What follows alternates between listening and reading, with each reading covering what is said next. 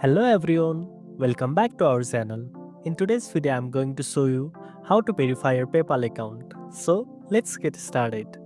To verify your PayPal account, you need to confirm either your debit card, credit card or a bank account. Now open your preferred browser on your Android device and go to the official PayPal website at paypal.com. If you haven't logged in yet, sign in using your PayPal credentials. Once you are in, tap on the three horizontal lines in the top left corner.